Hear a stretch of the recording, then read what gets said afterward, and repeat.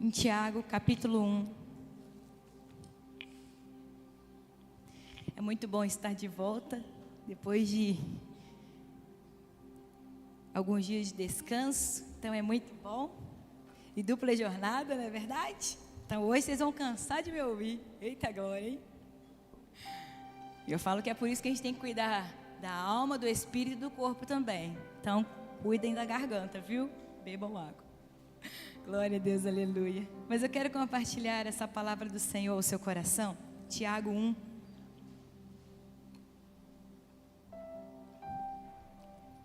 É um texto, a Bíblia toda ela é conhecida, mas existem aqueles textos que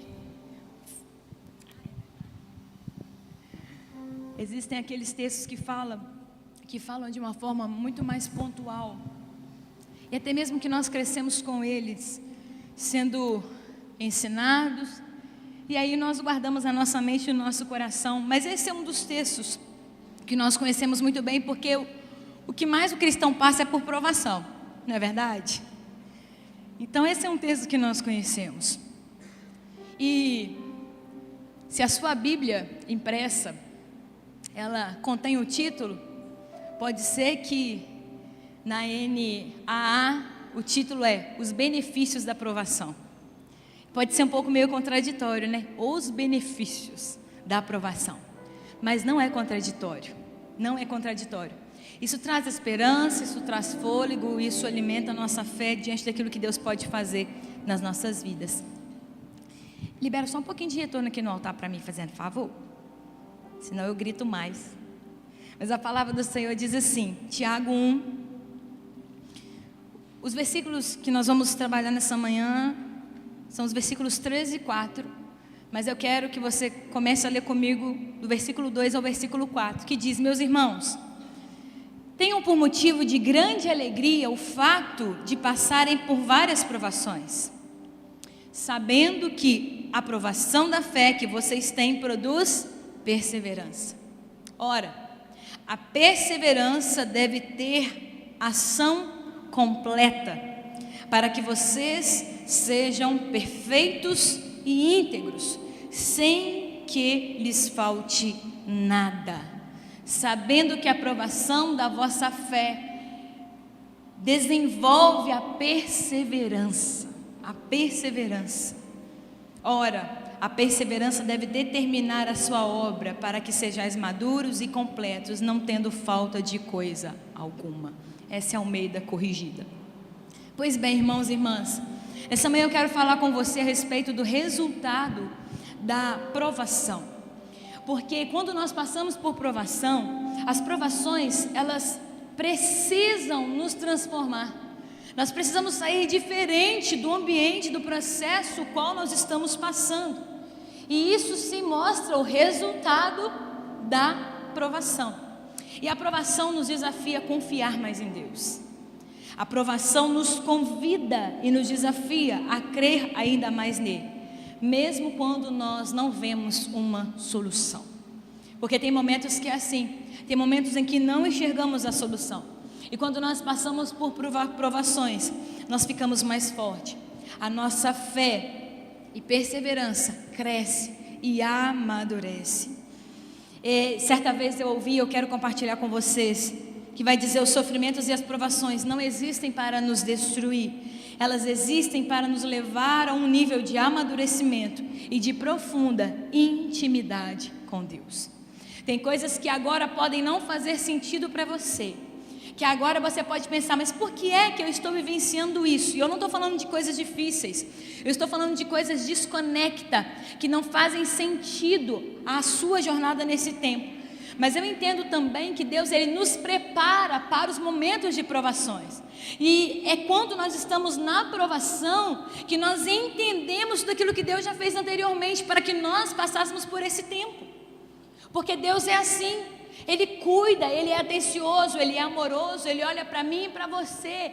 Ele quer nos moldar para entrar na aprovação. E Ele sabe muito bem que a aprovação irá nos lapidar para Ele, para a honra e glória dEle. As dificuldades, elas fazem parte da vida. Não tem como eu e você nos ausentarmos das dificuldades. Não tem como eu e você fugirmos das dificuldades. Fazermos uma mala, pegarmos um ônibus ou um avião ou um navio e acharmos que para Conchinchina nós vamos resolver as dificuldades. Não. Todos nós vamos enfrentar e passar por alguma dificuldade na nossa vida. Mas Deus, Ele sempre vai usar esse cenário para moldar o nosso caráter, para nos tornar ainda mais parecidos com Cristo. E em vez de questionarmos Deus, por que é? Por que é que eu estou passando por essa situação? Por que é que isso está acontecendo comigo? Nós precisamos perguntar para o Senhor, o que é que o Senhor quer me ensinar com o que eu estou passando?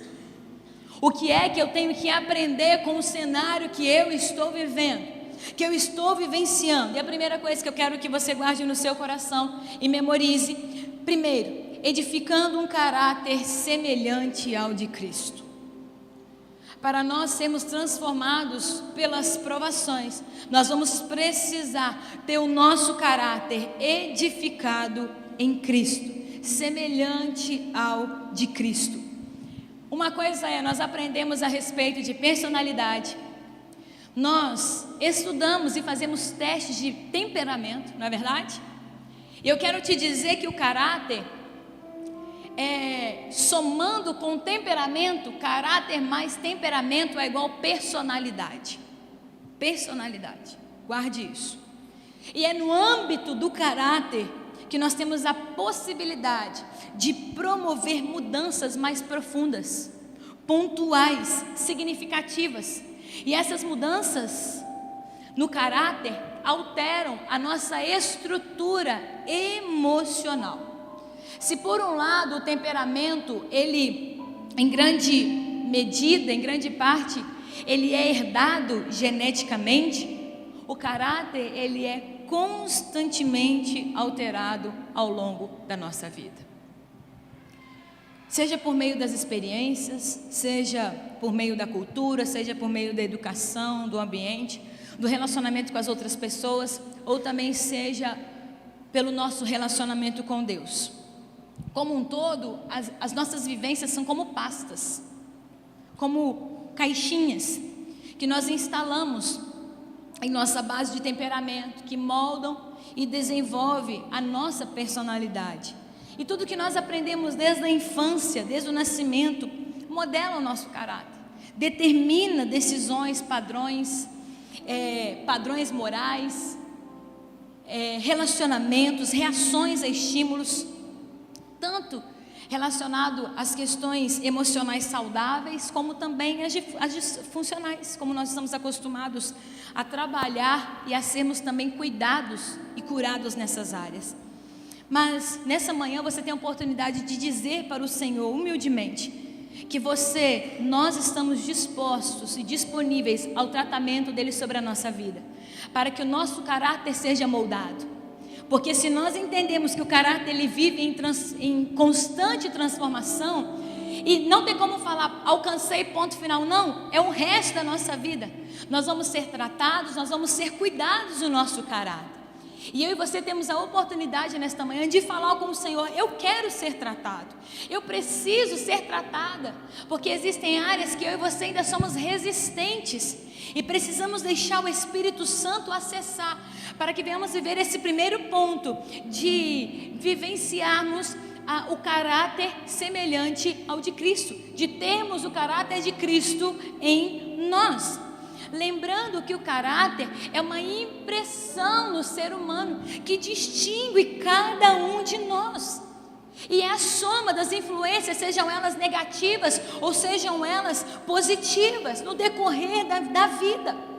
E elas vão se manifestar em algum momento, O caráter vai refletir, muitas vezes, em alguns momentos, os traços da natureza pecaminosa, muitas vezes influenciada pelo mundo.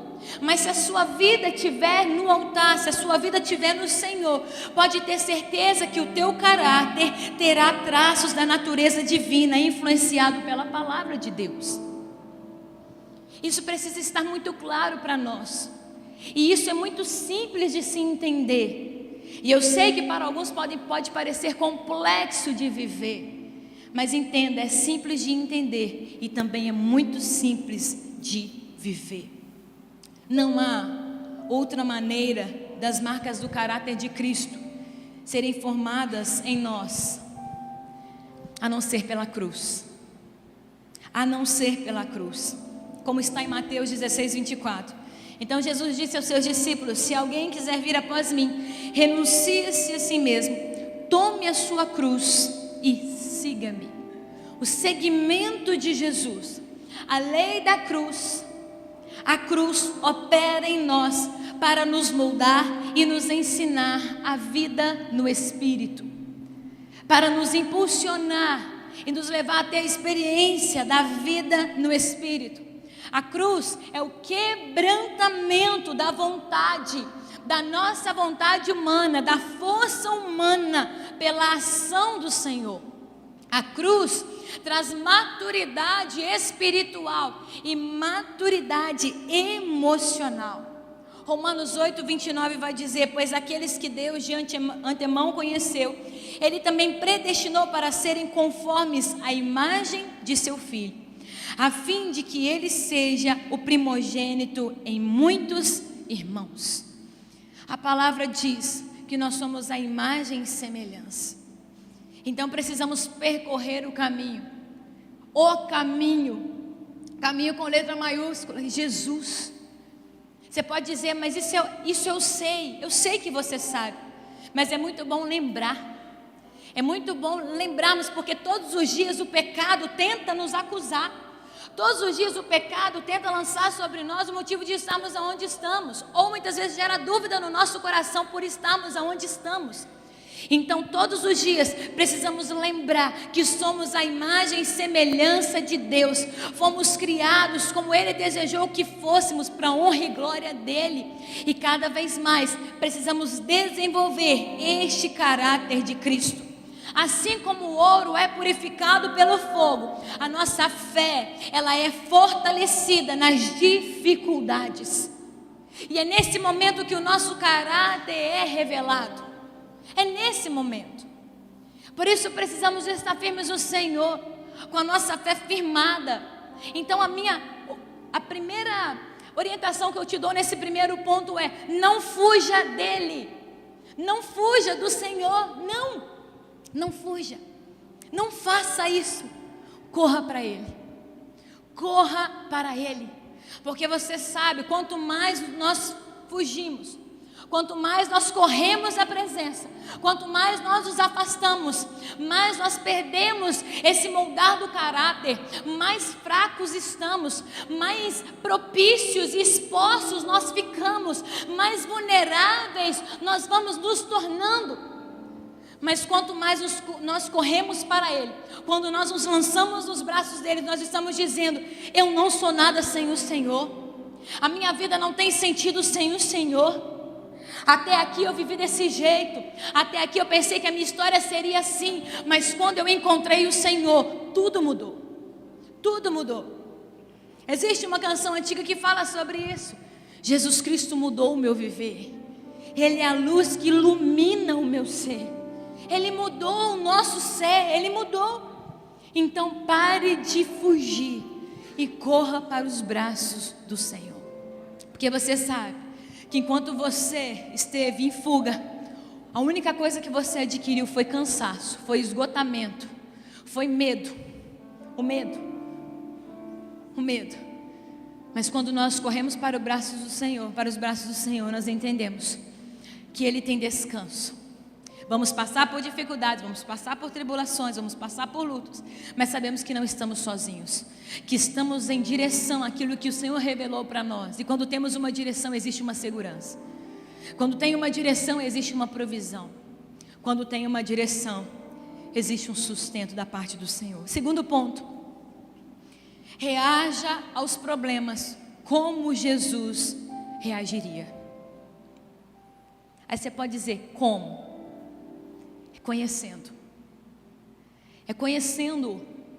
É conhecendo a palavra. Jesus enfrentou as dificuldades, os desafios com paciência, com confiança e com amor.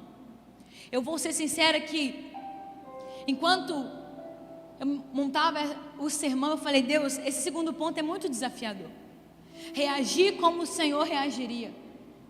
Eu sei que tem hora que você só quer justificar e você quer pegar só para você. Quando Jesus joga tudo para cima no templo, não é verdade? Você fala: agora eu vou reagir como Jesus reagiu, porque se ele chegou lá, colocou tudo para o alto, então eu vou fazer isso também. Eu sei que muitas vezes você pega essa parte isolada para falar: mas eu estou fazendo igual Jesus fez. Mas eu estou te falando que muitas vezes, quando nós estamos passando por muitos desafios, nós somos impacientes. Não é fácil. Não é fácil passar por dificuldades falando de paciência, eu sei disso. Mas entenda uma coisa: nós precisamos nos agarrar no Senhor. Nós precisamos estar nele. Jesus tinha uma palavra do Pai sobre a vida dele nessa terra. Você também tem uma palavra do Pai sobre a tua vida nessa terra. Então se agarre a essa palavra e a presença de Deus na tua vida, para que você possa reagir aos desafios, assim como Jesus também reagiu. Paciência, confiança e amor. Filipenses 2:5, a palavra vai dizer: seja a atitude de vocês a mesma de Cristo Jesus. Se nós prosseguimos em conhecer a Cristo, quanto mais conhecemos dele, mais fazemos como ele, mais reagimos como ele, mais pensamos como ele. Porque o nosso pensamento não é como eu quero, mas como eu irei agradá-lo. A ação Jesus se agradaria desta ação da minha parte? Isso alegraria o coração do Senhor? Isso me edificaria? Isso me traria para perto da presença? Ou isso me afastaria da presença? Nós devemos seguir o exemplo de Cristo, confiando em Deus, agindo com fé, caminhando com fé, em vez de nos desesperarmos. Eu sei que tem hora que nós vamos nos descabelar, mas meu querido, você sabe sempre para onde você precisa voltar. E se tiver que descabelar, que seja na presença do Senhor, porque com Ele tudo se ajeita. Tudo se ajeita. Deus usa os problemas para nos aproximar dEle. Por isso que eu estou te dizendo, não é Deus, por quê? Por que eu estou passando por isso? Pai, o que é que o Senhor quer me ensinar com isso? Porque os problemas sempre irão nos aproximar dEle. Eles nos levam, os problemas nos levam a olhar para Deus e a depender dEle. É lógico que nós não vamos fazer disso um costume corriqueiro de achar que é somente quando estamos com problema. Não é isso. Mas quem teve uma experiência com Deus de depender totalmente diante de um problema, entende que Ele é suficiente em todas as áreas da vida. E não o busca pelo que Ele faz, mas o busca por quem Ele é. E quando se relaciona por quem Ele é, Ele se revela fazendo. Quando nós o buscamos por quem Ele é, nós desenvolvemos um relacionamento. E no relacionamento construímos o elo de confiança. A partir daí, quando existe um elo de confiança, começa a existir o agir de Deus. A partir daí, não largamos mais, não deixamos mais essa presença, porque entendemos que Ele é o suficiente. Então, meu querido e minha amada, comece a depender do Senhor. Comece. E pare de confiar na sua própria força, na sua própria habilidade e na sua agilidade. Dependa do Senhor e reaja como Jesus reagiria, porque Jesus, Ele dependeu do Pai nessa terra. Senão não teria feito tudo o que fez, não teria morrido no madeiro e ressuscitado no terceiro dia. Ele precisava depender do Pai. E esse é o convite nessa manhã para mim e para você também. Terceiro ponto, lembre-se de que o plano de Deus, ele é bom. O plano de Deus é bom. Muitas vezes, nos planos, nós somos esmagados. Nós passamos pela moenda. Não sei se você quer pensar nesse exemplo como a azeitona, como a uva, mas muitas vezes nós somos esmagados. Mas eu aprendi isso. Podemos ser esmagados, mas sempre haverá algo que sobreviverá. Sempre haverá algo que sobreviverá. que vai resultar desse esmagamento. Mesmo quando não entendemos, Deus tem um propósito maior. Ele tem. Jeremias 29:11. Porque sou eu que conheço os planos que tenho para vocês. E glória a Deus por isso, que é Ele que conhece. Diz o Senhor: planos de fazê-los prosperar e não de causar dano. Planos de dar a vocês esperança e um futuro. Os planos que Deus tem para nós não é para causar dano. Por isso que eu estou te dizendo, desse esmagamento, algo irá sobreviver. Ah, mas eu acho que eu não vou suportar. Ah, mas eu acho que eu não vou conseguir concluir essa etapa. Ah, eu acho que eu não vou conseguir vivenciar esse ciclo. Pode ter certeza que se você entregar o seu coração ao Senhor, você vai conseguir concluir, você vai conseguir romper. Por mais que não consiga entender o agora, existe um propósito muito maior. E tudo que Deus tem para nós não é para causar dano, mas é para dar esperança, ou seja, alimentar a nossa fé e alimentar a nossa confiança. E a palavra está dizendo um futuro, a esperança para um futuro. E às vezes quando nós passamos situações no tempo presente, nós anulamos todo o futuro que Deus tem para nós. E Deus está dizendo: não, o que você está passando no tempo presente não se compara à glória do porvir. O que você está passando no tempo presente é a preparação do futuro. A sua fé precisa ser fortalecida. Você precisa ter mais mobilidade. Você precisa estar enraizado. E você precisa entender que o futuro está nas mãos dEle. Então passe por esse tempo. Passe por esse tempo, passe por esse momento, lembrando que o plano de Deus, Ele é bom. Ele é bom. Por mais que às vezes nós vamos sofrer, nós vamos chorar, mas o plano de Deus é bom, porque Ele sempre vai estar conosco. Assim Ele nos prometeu, que estaria conosco todos os dias da nossa vida. Gênesis 50, versículo 20.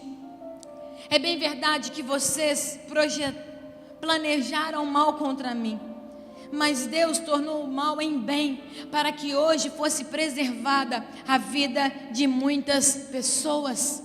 Deus transforma as estações, Deus muda a circunstância. Então se apegue nisso, porque o segredo da resistência é lembrar que o sofrimento ele é temporário, que a dificuldade é temporária, mas que a recompensa ela é eterna. Ela é eterna. Deus, sempre que Deus disser não, eu não sei se você já recebeu um não de Deus. Eu já recebi um não de Deus. Mas todas as vezes que Deus disser não ao seu pedido de alívio, lembre-se que Ele está fazendo o que é melhor para você. Você pode não entender hoje, mas Ele nos treina para que possamos viver de acordo com o seu santo propósito. Eu sei que muitas vezes o não pode aparentemente, e nós às vezes pensamos que o não desmotiva. Mas se eu receber um não, eu vou ter a minha expectativa frustrada, sim. Mas é porque você estava com a sua expectativa em algo que era temporário, era presente.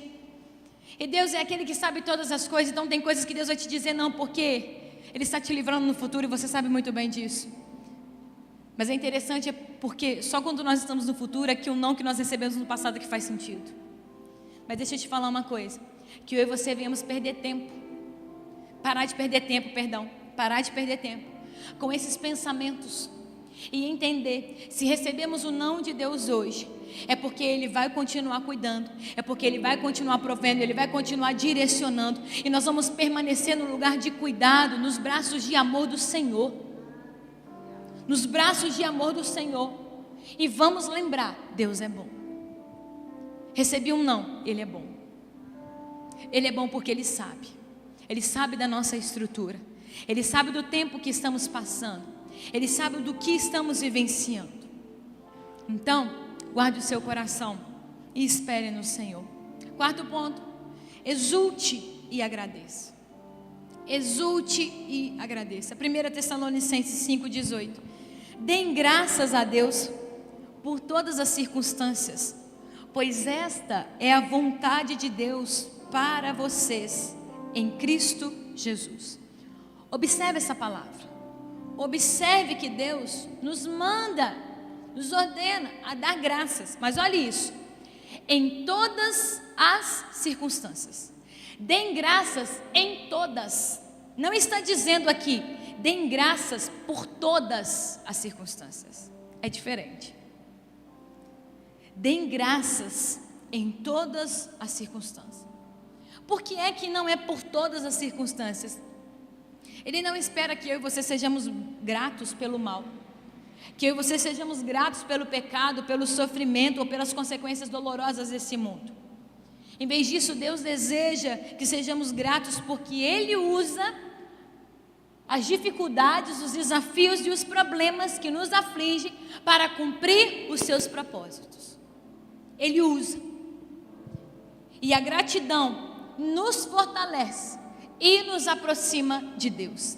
Assim como muitas vezes a dificuldade e o problema nos aproxima de Deus, a gratidão também nos aproxima. Então o convite nessa manhã é: exultem e agradeça, exalte, louve ao Senhor e agradeça em todas as circunstâncias, porque se você não faz isso em todas as circunstâncias, se for por todas as circunstâncias, nós vamos ser seletistas. Nós vamos viver uma bipolaridade espiritual. Quando as coisas estão boas, então eu exulto o Senhor, eu agradeço ao Senhor. E quando as coisas estão ruins, eu me afasto. Quando eu não me agrado da resposta que é contrária ao que eu esperava, então eu me distancio. Por isso não agradeçam, deem graças por todas as circunstâncias, porque se depender de todas as circunstâncias, meu querido, nós vamos tropeçar uma vez após a outra vez. Mas o Senhor está dizendo: deem graças em todas as circunstâncias, porque Ele está conosco. O cajado do Senhor nos consola, o braço forte do Senhor está conosco, nos livra, cuida. Então agradeça em todas as circunstâncias, porque reconhecemos, e aí eu repito mais uma vez, quem Deus é. Quem Deus é. Porque se continuarmos com a nossa mente fixada no por todas as circunstâncias, nós vamos achar que porque mais uma vez não aconteceu da forma que nós esperávamos, Deus não é bom. Só que não é essa uma verdade. Deus sempre vai fazer o que é melhor para nós, independente se vamos ficar felizes ou tristes. Deus sempre vai fazer o que é melhor para nós. Mas o melhor de tudo é saber que Ele sempre vai dizer: depois da resposta, você pode vir até a mim. Pode vir até a mim que eu consigo acalentar o coração. Eu consigo dar ânimo ainda para a celebração. Eu cuido, eu guardo, eu protejo. Então exulte e agradeça. Quinto ponto: recuse-se a desistir. Recuse-se a desistir. Tiago 1, versículo 2 a 4, que é o texto que nós lemos. Meus irmãos, considerem motivo de grande alegria o passarem por diversas provações, pois vocês sabem que a prova da sua fé produz perseverança. Os problemas, eles vêm para testar a nossa fé e para gerar perseverança. George MacDonald vai dizer: a parte principal da fé é a paciência. A parte principal da fé é a paciência. Você sabe que está amadurecendo quando começa a perceber a mão de Deus nos acontecimentos aleatórios. Quando você começa a entender: meu Deus, foi a sua mão. Quando você percebe a mão de Deus nos momentos confusos, nas circunstâncias da vida, que à primeira vista, que no primeiro momento não faz sentido. Quando você consegue enxergar a mão de Deus, é aí uma das provas, um dos sinais que você está amadurecendo. E se você está enfrentando um problema nesse momento, pare de perguntar a Deus: por que eu? Por que eu? Eu sei que parece que tem hora que você passou na fila 20 vezes, não é assim? Parece que você está repetindo, você fala: Senhor, parece que eu peguei 50 senhas, meu Deus, enquanto um pegou uma senha, porque a nossa mente nos prega essa peça, essa cilada. E você fala: parece que eu passei na fila 50 vezes. Mas pare de perguntar ao Senhor por que eu. E eu volto a te dizer: pergunte ao Senhor o que é que o Senhor quer me ensinar com isso. Aonde o Senhor quer me levar com tudo isso. E confie que o que Deus está fazendo é o que é o certo. O que Deus está fazendo é o certo. É o certo. Hebreus 10, 36. Em verdade afirmo que necessitais de perseverança, a fim de que, havendo cumprido a vontade de Deus, alcanceis plenamente o que Ele prometeu. Olha essa palavra. Se permanecermos perseverantes, cumprindo a vontade de Deus, nós vamos alcançar plenamente. Não é em partes, é na totalidade tudo aquilo que o Pai prometeu. Essa palavra é para nós nos agarrarmos nela. É para nós entendermos o lugar em que estamos e o lugar para o qual o Senhor está nos lançando, está nos preparando. E a Bíblia, e eu já prossigo para a conclusão aqui da palavra, a Bíblia nos oferece exemplos poderosos de pessoas, diante de grandes desafios, que romperam com fé, que responderam com fé. Pense em Jó. Jó perdeu tudo o que tinha, mas manteve a integridade, manteve a sua confiança em Deus. Jó 13, 15, ele vai dizer: ainda que ele me mate, nele esperarei. A provação de Jó tinha como alvo a fidelidade dele para com o Senhor, o coração dele para com o Senhor. A sua fidelidade a Deus, a fidelidade de Jó a Deus, não era por causa dos bens que o Senhor havia lhe dado, não era pela saúde que ele tinha, não era. O amor a Deus e a fidelidade a Ele deve estar acima de todas as coisas. E Jó respondeu desta forma, com o seu amor e a sua fidelidade acima de todas as coisas, e principalmente em todas as circunstâncias. O apóstolo Paulo, num texto clássico, numa história que eu e você conhecemos, Paulo e Silas, que foram açoitados, após serem espancados e presos, oravam e cantavam louvores a Deus. Atos 16, 25. Esses exemplos mostram que mesmo em meio à dor e à perseguição, é possível responder com fé e esperança, porque a nossa fé e a nossa esperança não está no homem, a nossa fé e a nossa esperança está em Deus, no Todo-Poderoso, que olha e se move em nós e através de nós. É essa a certeza que precisamos ter. Abraão foi provado por Deus em Gênesis 22, ao pedir que sacrificasse o seu único filho, o filho da promessa. Tantos testes, tantas provações, para nos mostrar que a provação não é o fim, que as provações não são o fim, mas o meio para o crescimento. Deus nos transforma em meio às dificuldades, e a nossa resposta deve ser em fé, perseverança e gratidão, e confiar de que Ele está no controle e que o plano dele sempre será bom. Eu estou trazendo essa palavra ao seu coração, mas essa palavra ela veio inteiramente ao meu coração, igreja, porque entender tudo que o Pai tem para nós.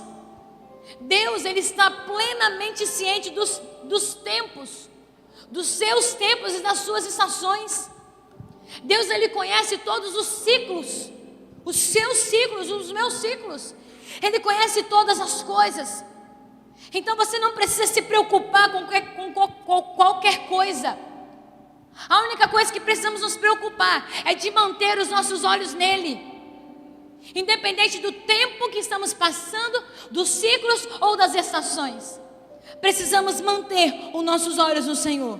Lembre-se disso, que o nosso Deus, Ele vê o fim desde o começo.